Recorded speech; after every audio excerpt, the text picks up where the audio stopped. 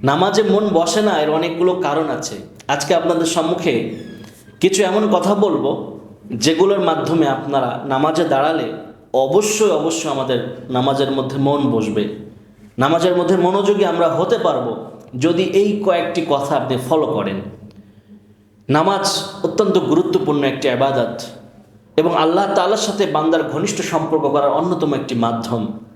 যদি আমরা আল্লাহ তাআলার ভালোবাসা পেতে চাই, আল্লাহ পাক রব্বুল আলামিনের কাছে সব কিছু অর্জন করতে চাই, জান্নাত পেতে চাই, তাহলে অবশ্যই আমাদেরকে নামাজটা গুরুত্ব দিয়ে আদায় করতে হবে। কিন্তু সমস্যা হলো, নামাজের মধ্যে যখন আমরা দাঁড়িয়ে যাই তখন নামাজের প্রতি আমাদের আর মনোযোগ থাকে না। অর্থাৎ নামাজটাকে যে নিষ্ঠার সাথে সুন্দরভাবে মনোযোগ সহকারে আদায় করতে হবে সেটা আমরা করতে পারি না।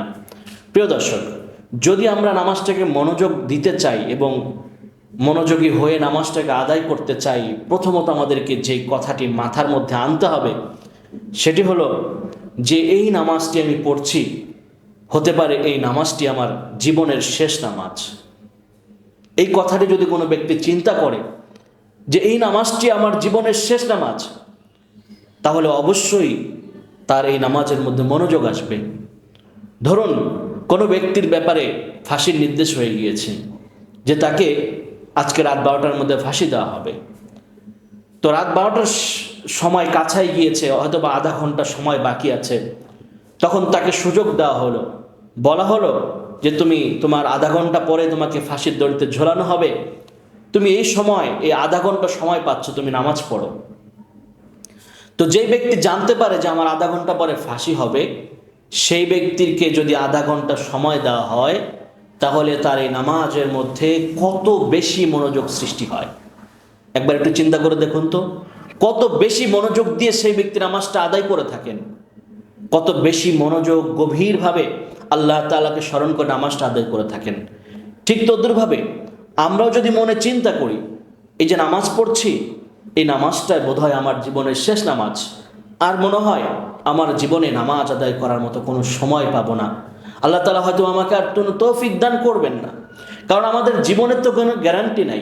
আল্লাহ তাআলা বলছেন, ফাইদা জাআ আজালুহুম লা ইস্তাখিরুনা সাআতা ওয়া লা ইস্তাকদিমুন।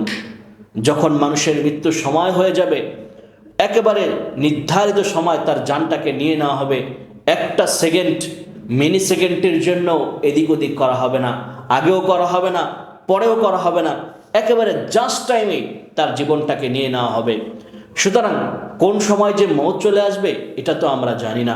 এই চিন্তা যদি মনের মধ্যে ঢোকাতে পারি যে এটাই যে আমার জীবনের শেষ নামাজ, তাহলে অবশ্যই অবশ্যই নামাজের মধ্যে আমাদের মনোযোগ বাড়বে, এতে কোনো সন্দেহ নেই। প্রিয় দর্শক ও শ্রোতা মণ্ডলী, এই কথাটি আমরা সবসময় মাথায় রাখবো যে আমি নামাজ পড়ছি, আর হয়তো আমার নামাজ পড়ার সুযোগ নাও হতে পারে, এটা আমার জীবনের শেষ নামাজ। এভাবে মনোযোগ সহকারে এই কথাটা মনে করে যদি আমরা নামাজ আদায় করি, তাহলে দেখব যে অবশ্যই অবশ্যই আমাদের নামাজের মধ্যে মনোযোগ চলে আসবে। এক্ষেত্রে আমরা সহায়ক হিসাবে আরও কিছু বলতে পারি, যেমন যখন আমরা নামাজ আদায় করছি এর আগে আমাদের একটি করণীয় রয়েছে, সেটি হলো আমরা ওযু করি। তো ওযুটা করার ক্ষেত্রে আমরা গাফলতি করি।